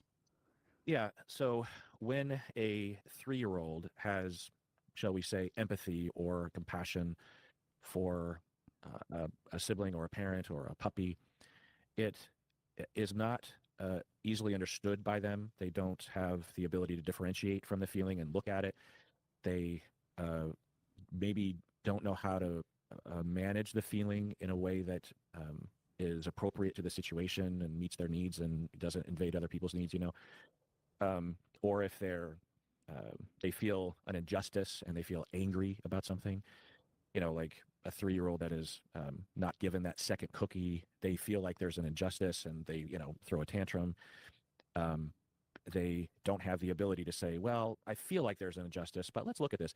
Or I feel angry in this moment and I want to punch a wall, but I'm a 7-year-old now and I've learned that that's not okay. So for someone that has been putting off and denied their opportunity to learn their emotions and understand them forwards and backwards and be able to differentiate from them, when they discover them at the age of 35, they are just beginning that process and will have a proto-awareness, but also the feeling, I see this in my clients and I extremely rarely will minorly experience this, but I do remember enough about my very early childhood to remember that emotions almost felt different when I was very, very young. They were unbridled, they were all encompassing and I think more complicated in some ways, more confusing, overwhelming. And so when I have clients for whatever reason are emerging into their body and emotions later in life, the way that they display and report their emotion in the way that I word it is, proto-emotion, but I'm guessing there's other terms for it. But the reason why I will say that is because for clients, they often can be quite alarmed if they are experiencing these emotions and will compare themselves to other people and say, there's something wrong with me. Why are my emotions like this when other people report their emotions like this? They're my age. And so I, will have them pump the brakes and say, like, you're experiencing proto-emotion. And so we have to go through those steps before it can feel more handleable. So, yeah. Yeah, super cool. So like I heard so many things there that I think really honestly blew my mind. So I want to tell you about the prototypical healthy gamer. Now, I think that this isn't actually true of the majority of people. It's honestly the minority of people. So when we started out, with this community, I was predominantly thinking about younger versions of myself. So kind of failed out of college and was sort of like lost in life, and then went to India and then found myself. We can talk about that if you want to. And so what I was sort of realizing is what I really needed more than anything else was some degree of guidance, some degree of like understanding of like how I work, how some of these things work. And you're describing the blend of things that I think I experience and I think a lot of people in our community experience. So like this sort of, not so much the neglect and enmeshment, but some of the more later manifestations, right? So the more symptomatic manifestations as opposed to the roots. So the first is kind of like turning away from your emotions. So we deal a lot with alexithymia in this community. It's like a major, major focus of the work that we do. Second thing is this sort of vague demoralization depression. So I take kind of like a more spiritual perspective on it. But I like the way that you kind of describe this like general depression or demoralization that doesn't quite look like a mood disorder, right? It's much more chronic. It's a much more dysthymia kind of picture. So much more chronic kind of life has the zest isn't there in life. So it's not that I'm depressed. It's just that since I'm numbing all of my emotions, and when I numb my emotions, I can't selectively numb my negative ones. I have to turn it all down, right? So then these people aren't like depressed in the sense that they're between -50 and -100. They have a very constricted range of affect. So their capacity for enjoyment is very low. And so it's not necessarily that I'm depressed because of this. It's just that life feels kind of empty and bland and whatever, right? So this demoralization, depression, and alexithymia picture is something that we do a lot of work on. Then it's really interesting because daydreaming and maladaptive daydreaming, and I would even extend that out a little bit into like random things like a love for anime. So what I tend to find is that these people will, in the absence of this natural connection to your emotions, we require some kind of artificial or hyper stimulating response to get that out of us. So I've talked with people in our community who just like, you know, in anime, I don't know if you watch anime, but there's like overexpression. It's like overstimulation of emotion, right? It's like when someone is yelling, they're not just yelling regularly. There's like these lines that are moving behind them. I don't know what to describe it, but there's all this like lines moving behind you. Beat and then, lines. like, their eyes are gigantic and then there's tears coming out of them. And so like there's almost like this hunger for a hyperactive emotion because that's what it takes to overcome the I'm into anime. dampening effect within me. Yeah, I never saw it this way, and I'm thinking of a lot of clients and others who absolutely are candidates for this analysis that you're putting forth. Yeah, and so we see this, right, because we will deal with things like technology addiction, but when I work with people who are like addicted to technology, I find these kinds of things, a predisposition for daydreaming. There's also other random connections, like maladaptive daydreaming may be a subtype of ADHD, and you get lost in the daydreaming because you lack that executive function, that attentional control, right? It's a lot of there's also, overlap. people with ADHD, there's a subtype that may be an emotional dysregulation subtype. So when you have this attentional, like inability to control your attention, a daydream that has some soothing psychological effect, and some weird stuff going on in your negative emotional circuitry with numbing or whatever, like you kind of create this daydreaming picture. And so it's just really interesting because there's kind of like this like prototypical person in our community who's like really intelligent, really capable, is trying to navigate life, but seems to like not have access to a compass. They don't know what they're doing. They're kind of going through the motions. They're demoralized. That's a great word. They're not necessarily depressed. It's not like they have trouble getting out of bed every day. Some of them do, but like, it's like, I don't understand what the point is. So like life is kind of this shade of gray. And it's really interesting because what you kind of describe in terms of the traumatic upbringing, I think we see shades of that too. Their upbringing wasn't necessarily frank abuse, but there was some degree of neglect, single parent household, a couple of adverse childhood experiences. And it's more and more and And more. I've never thought about it in this way because I just don't know. I mean, you know, we are taught in avoidant personality disorder, the training that I got was that these people, like something is busted in them and they don't actually crave relationships. But I wouldn't say that my training in the area was very strong or things like that, right? But like I think if you look at even things like, I don't know if the DSM says that these people deep down crave relationships or not. I don't think that's like a part of what I would imagine we would find in the DSM for them. But it makes sense because all human beings do. Right.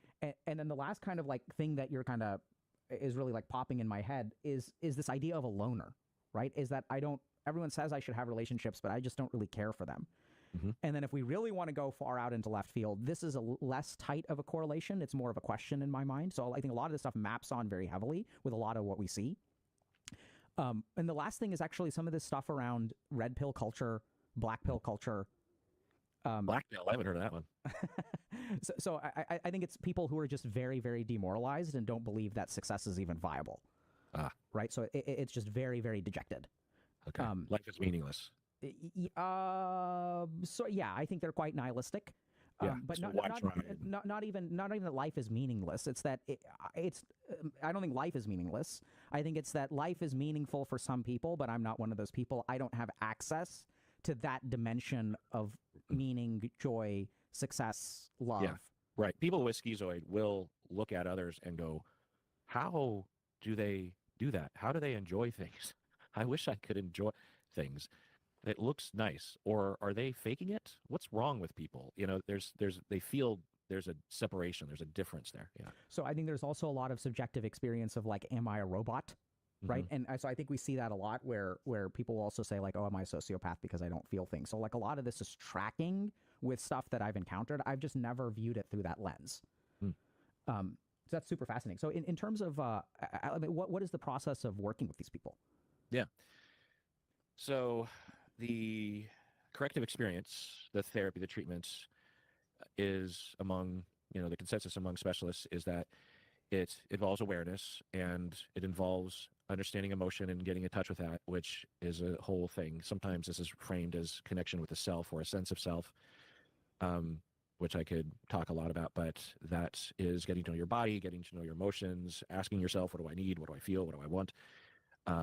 And then also having a relationship with a secure other, ongoing, dedicated, caring, attentive, attuned individual, therapist maybe, or a friend or a spouse or something, who is safe and there and pays attention and might be, so this is the transference problem with schizoid clients, is that I will feel a urge to, what I would say is draw them out, right? Because I want them to You as a therapist.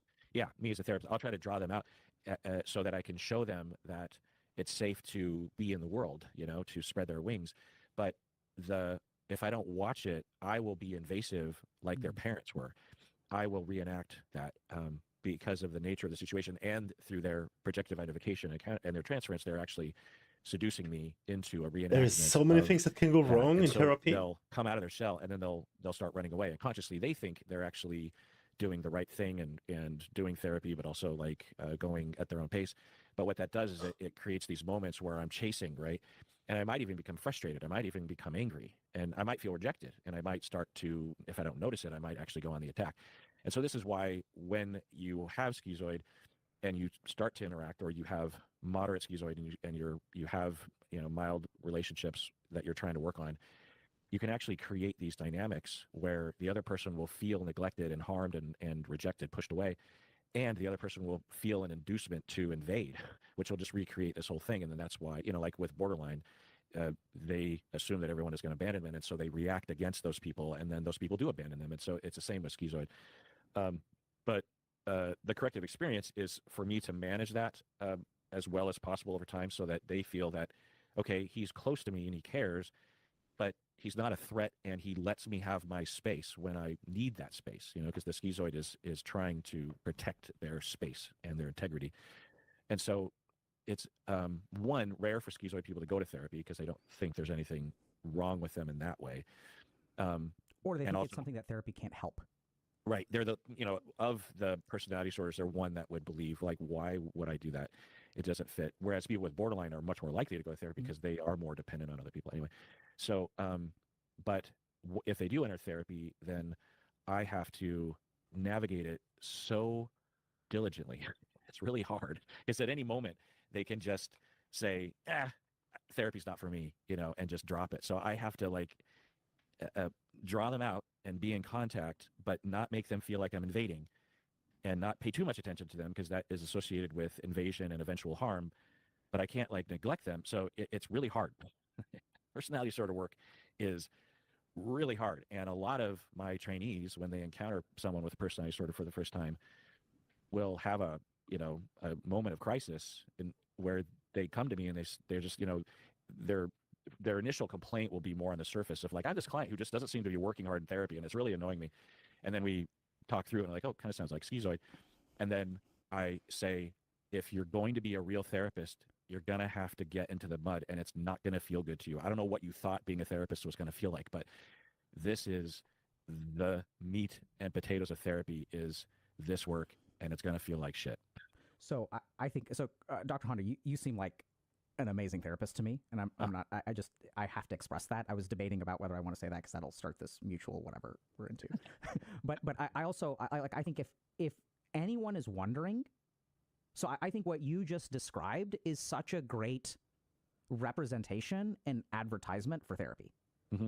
So I think the first thing is like a lot of people will ask like, I don't understand what talking about my problems does. So this is what I want y'all to understand. This is what a good therapist does. Mm-hmm. It's not just talking about your problems. It's about understanding that in your mind, there are all kinds of reactions that are going on. Even if with avoidant PD, and I think I've worked with people, I never realized I think they had avoidant PD. But I would say that, you know, I developed a kind of like personal technique because I wasn't sure what it was. So the way I would describe it is I would sit next to them and I would eat with them, almost like parallel play. So I'm not looking at you, because if I look at you and I notice you, if I see you and you're trying to hide and you're not ready to be seen, you crave being seen because you want to be accepted, but being seen is dangerous. So I kind of have to like, you know, I kind of got to like side eye you a little bit. Like I can't look directly at you. Yeah. And this is the real challenge, is that I think a lot of people don't realize what how transformative a good therapist can be, because there are all these things where if you push too hard, and this also is something that I want everyone to kind of take away, is even this reenactment business is like pure gold, right? So this idea that human beings will do something to trigger you to do something. It's not quite manipulative, but like I think a really good example of this is one of my favorite papers is one called The Hateful Patient. I don't know if you've ever read it, but Winnicott. Yeah. Oh, is Hateful Patient Winnicott? If I'm thinking of the same one, 1949, Donald Winnicott. I was thinking about it. Maybe it's an allusion to Winnicott then. So I was thinking about a more recent one by Jim Groves. But okay. Anyway, maybe I didn't. Maybe I need to read it while you're talking so that I can just be reassured. It makes sense if it was Winnicott, but yeah. Let's see. Hate in the Countertransference is the name of the famous paper. Sorry. So yeah. So I think Hateful Patient is Jim Groves. Okay. Also a great read. So, you know, I think he talks about like sometimes doctors will have patients who are help seeking, help rejecting. So like you may have people in your life like this who are like, oh, I need help, I need help, I need help. And so they induce you to help them. But the moment that you try to help them, they become like a stubborn mule and you're yanking on it and the mule doesn't want to move. And it really frustrates you. And then like I don't know like why I try to help this person. And then they push you away, and then you feel frustrated, and then they do something to make you feel guilty, and then you're back to helping them. That's how they induce the help-seeking behavior, right? So there are all of these dynamics that are going on within all of us all the time. This is how the brain and the mind work. And you have, like, my experience of therapy has been that, you know, most people, myself included, as the one who's doing the therapy, have no idea what, I mean, we have some idea, but, you know, I've seen outcomes that I would not have expected the first time I sit down with a patient. When I do an intake, I have no idea the progress that we're going to make, the directions that we're going to go. And it's all this kind of stuff. Just how thoughtful you have to be as a therapist, how much, you know, if I try to help this person too much, they're not even going to realize, they're going to say, this isn't for me. I'm not getting anything out of this. And so you have to play like 5D, 4D, 5D, 6D chess, right? You have to think about, okay, how is this person going to respond to this? And the reason that we're so quiet is because we're processing all the time. We're thinking about, what is this person feeling? What does this person need? What am I feeling? Am I saying this because I need something? You know, how much do I push this person? And if I push this person too much, am I enabling them? Am I actually taking the responsibility away from them? What is the right amount of help? And so I really love the way that you kind of described that. I don't know how much people got from it, but I think that's like this whole idea of the right amount of pushing. And then calibrating that. And it's not like there is a right amount or a wrong amount. It all depends on the individual. Yeah. You can't prescribe it. You can't plan for it. You have to intuit it in the moment. And when I teach this to my students, I tell them, I'm sorry, I can't tell you what to do. You have to just absorb and experience and iterate on your form and your intuition. And in the moment, you have to just make a call based on all of it coalescing into a motivation to do something. You know, and the other aspect of the 4D chess is you yourself, I myself as a therapist, have my own relational traumas that I'm reenacting with the client, that I'm inducing them to agree with, and I'm recreating with them. And I have to keep an eye on that too, you know, because it doesn't feel good to be rejected, and I have rejected trauma, as a lot of people do. And so when a client rejects me subtly, I'm going to become a little unglued. And if I don't keep an eye on that as well, then that will become a problem, as it inevitably does at times. But, if the overall experience is monitored and managed well, then, me and the client, go down the road together. Makes perfect sense. So I want to just be a little bit cognizant of time. So we have somewhere between 5 and 20 minutes left. Okay. Howard, does that work for you? Yeah. So I'm going to rely on you to guide me on how you think we should spend that. So I'll toss out 3 options if you're okay with it. Sure. One is, I want to ask you about spirituality, but that's purely selfish. Mhm. Second thing is that I think you've developed a really great framework. And what I was thinking about doing, I've been taking notes. What I was thinking about doing is actually like pulling up like a screen sharing app of my iPad, and then I would kind of write things out, and we would kind of leave people with like a nice like packaged, because I love the framework with which you approach personality disorders, and we could kind of like reconstruct it a little bit. What is the trauma? What does it look like? The third thing that we can do, we had some posts and stuff to react to, but I just couldn't break myself away from the conversation. And the third thing, which may be a good idea, is we can ask questions, or we can open things up for questions, and we can field questions. What do you think we should do? Questions. I'm open to anything. The spirituality conversation intrigues me, and then the Q&A sounds like some people might have questions. So, okay, so I'm going to ask chat real quick. So, like, what do y'all? So, do you guys want? So, there's a sentiment that we should do this again. Okay, but it looks like most people. Oh, this is tough. Okay, so most people, it seems like, are voting for spirituality, and keep in mind. Oh God. What's happening? There's conflict Among people in the chat? Yeah, so people feel very strongly about spirituality and the framework. So here's what I'm thinking. So I'm thinking that the framework, maybe what we can do, I think most people are suggesting spirituality. So we can do the framework another time. I mean, I was thinking about even with a little bit more formal prep, I think the framework could be super, super strong, right? So like in actually, you know what? I'm going to do the framework. We're going to do the framework in 5 minutes, and then does that work? Yeah, I'm curious. I'm so conflicted, but okay, let's do it. Sure. I kind of have been doing it. So let me hold on a second. So we're going to do this. I always have an impulse to do this as a whiteboard-oriented professor, and I fantasize about doing this. So I'm curious how you're going to do it. Tell me about your fantasies. Okay, so here's what I styluses. What does that mean, Freud? Are you going to use a stylus? Because sometimes I worry because with mouse, I'm always like. Oh no, I'm going to use a stylus. It's more phallic. Okay, so when we're looking at avoidant PD, okay, so the first thing is that we're going to have a certain kind of trauma. So the trauma is going to be neglect plus forced social situations plus lack of attunement. It can be classic abuse as well, like physical abuse and other kinds of abuse. Plus minus abuse. Yeah. Fair enough? So, yeah. Okay. Forced. I mean, I would say terrifying social situations is probably more precise, because you can force a child and they could enjoy it, but there has to be some level of terror. Like, and lack of attunement, Okay. Terrifying social situations. And then this creates essentially I'm going to use the word complex. I'm not quite sure what to call it. So like in the moment, what is the root issue? So, and I was going to put perception up here at the top, but I'm going to put perception down here. Okay.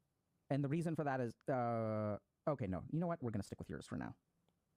I mean, it's all kind of in the same category. It's the schema that's developed. It's the defense or the way of predicting the world that the child develops. So I think that I'm going to go and stick with perception, because that's the framework that we talked about today, right? So the perception is that I am fundamentally broken, and other people can see. Okay. So now what happens? I think if we look at schizoid. And by the way, people wonder how to pronounce schizoid or schizoid. None of us know. Yeah, I'm using. I used to say schizoid until an expert on personality disorders showed up on stream about an hour and a half ago and said schizoid. So that's the way I'm going to say it now. Yeah, yeah. So we see also neglect Okay. Yeah, mainly And then intellect. plus, let's call it intermittent, Yeah, that's a better word. intense invasiveness, Mhm. plus minus automaton or pet style upbringing. So I'm checking all the boxes enough? here in Mhm. terms of So I think it's upbringing. really interesting because All of them in the schizoid. you know, neglect is a feature of both, and then plus a different thing results in a different perception. So the perception in schizoid is what exactly? Is that my emotions are unwelcomed by me, because if I feel them, I have to realize that no one cares, and if I signal, I'll get rejected. And also, if I signal, then it gives the other a chance to get into me, which I can't allow, so I have to turn all the Wow, emotions what in. the So I don't know hell? how to briefly Yeah. describe it. So That is and hell. that's Maybe kind that's yeah. good. So I think that's more what I understand is the pathophysiology of it, right? Mm. But I think the perception is like that's kind of why I'm trying to work this because this is a subjective feeling. No one is there for me, No one is there for me. and my emotions. Also, I'm can I add something to that? Yeah, please. I don't need anyone. Yep. Right. So some people with schizoid can develop a bit of narcissism, what will look Yep. like narcissism. Not always, but that they feel superior to others, you know? Right. So and then I think there's also like some amount of, as we've said, like demoralization. Mhm. And I then checked the also, like, boxes for emotions the are perception as well. the enemy. Yeah. And then furthermore, the reason for that is that people can use them as This emotion they're is the kind of enemy. chinks I in had the armor, that right? You said that there's very an much evasiveness back that they're then. afraid of. Yeah, I mean, the metaphor I might have use is been that it puts the having a dog lot or of ajar schizoid so that someone or can schizoid tendencies earlier. Beautiful. Right. And then you were also alluding to not just emotions as they relate to other people, but in your experience, do these people I have a cured perception myself. of It's their crazy, own emotions? but it took me 10 years. Not just in terms of a weak point, but like how do they relate to their own emotions? Well, it evolves over time. When they're very young, which they might not remember, they consider them a nuisance and they don't like them. They're quite confused by them. And they create pain, essentially. Emotions, even joy, is pain, because to feel joy and to show joy only results in pain. It only results in rejection and loneliness and an acknowledgement of, wow, no one is there for me. So early been on, through all of that. emotions equal pain, but later on, because of the effectiveness of the defenses, emotions are just not there to them. So they don't really have. Or yeah, so the perception is also emotionally numb. Yeah, numb. Or I just don't have them. You know, I'm not capable of them. Yeah. Or perception of sociopathy, or I'm a robot. Right, because in order to have empathy, in terms of the classic form, you have to feel someone else's feelings. You know, when you were talking about being bullied, I felt the the injustice and had my own way of dealing with it, and had an emotional feeling and then a reaction. That's one form of empathy. But if you're cut off from your own emotions, then you don't feel your emotions that are triggered by other people's emotions. So it can feel like you don't have empathy. You have the capacity for empathy if you would take notice and connect with your feelings, but you aren't given the opportunity to do so. So it's tempting to conclude that you're a psychopath. Yeah, I think that's so. I like the way that you walk us through that, because from a subjective experience, I think it describes really well what a lot of people, why they can, exactly what you said. So I think this is a strong, really resonating subjective kind of experience. And the last thing that I didn't want to leave out was kind of social anxiety. And I think, like you were saying, the key thing there is that there's some degree of, when calm,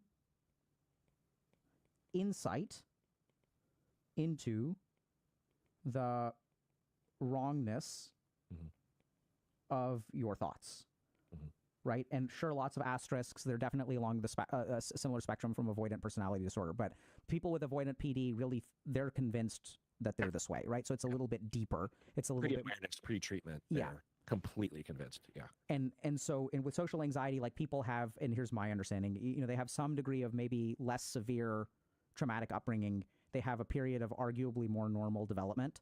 Yeah, probably more attunement. Yeah. Maybe similar difficult social experiences, but they had parents that were attuned enough of the time. Right. So I think when I'm hearing you say that, what I'm interpreting is that attunement protects them from the rawness of the abyss. If you're loved enough and your parents are supported enough, you don't think there's a fundamentally broken thing. But as we move more towards the surface of symptoms and stuff like that, the difference is, people with, social situations are scary, right? They all agree with that. Social situations are stressful. Avoidant PD and social anxiety agree with that as well. But as we kind of go deeper and deeper in, like at this deep level, people with social anxiety don't quite feel quite as fundamentally broken or unsolvable, based on my understanding of how you've described avoidant PD. As it relates to the social anxiety, because you could have a fundamental sense of brokenness that is unrelated to the social anxiety, if that makes any sense. Yeah, so BPD with social anxiety, for example, fundamentally unlovable, abandonment is inevitable. Right. For the avoidant personality, the social anxiety generates from that sense of defect. Yeah. Okay, so so the social anxiety comes out of the blackness within, and if it comes out in this way, then we call that avoidant PD. And now we've stopped summarizing, and we've started re-exploring. So, but professors must have loved the shit out of you, because you retain and can summarize like better than I think professors can. You must have been really loved by your teachers. I mean, I think you did yeah, sure. I mean, some teachers liked me, but I think you honestly, your framework is like awesome, dude.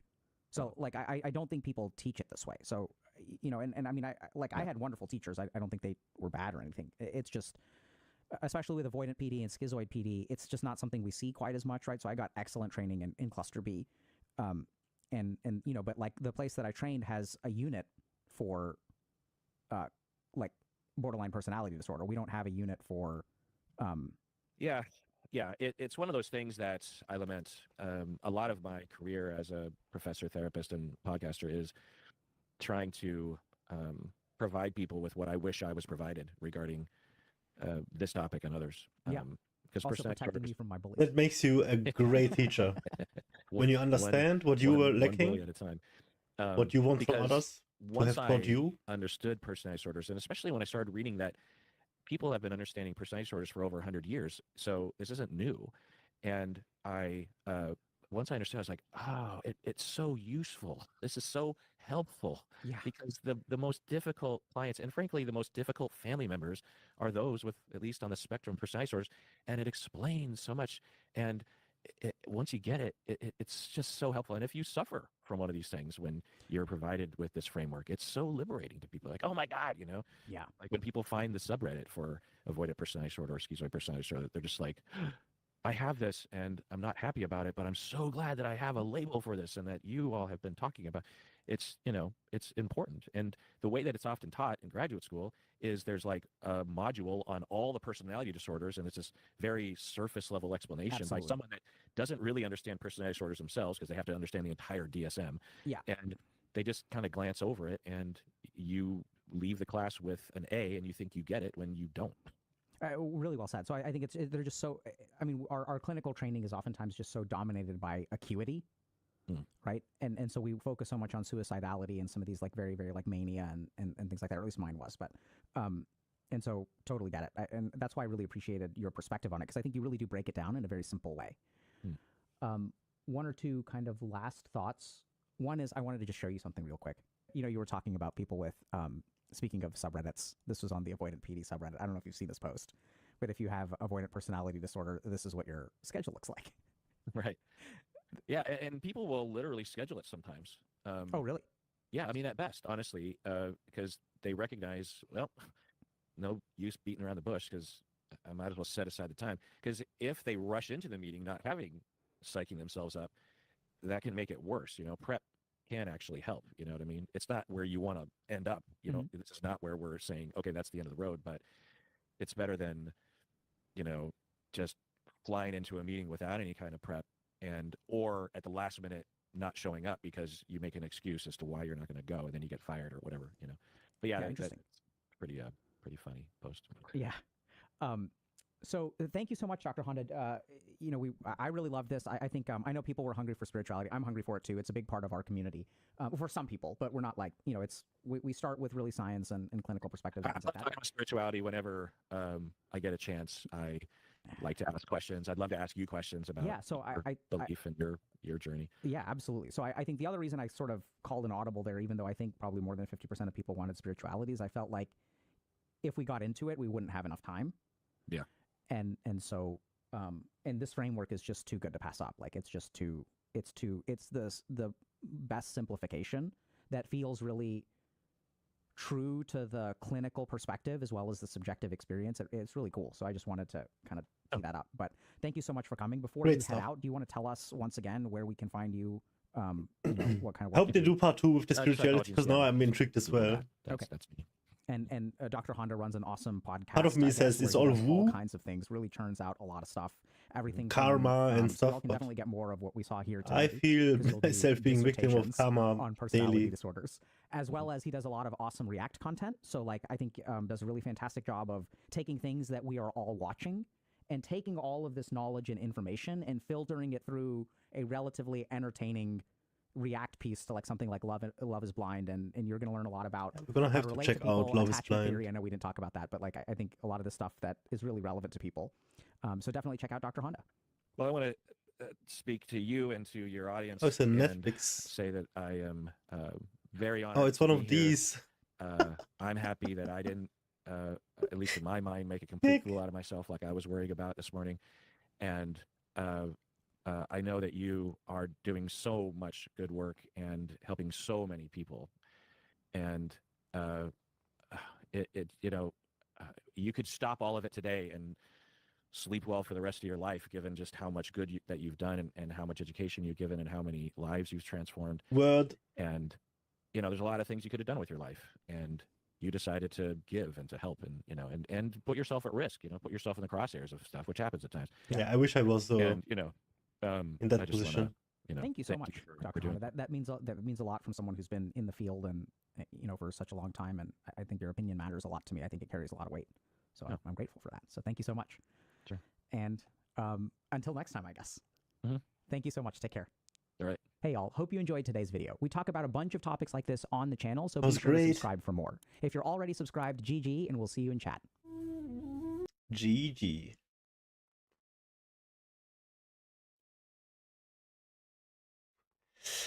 Give me another insight of to who I was and who I am nowadays. How messed up all of this foundation I got was. And then through puberty and everything, I believe I was a candidate for schizoid.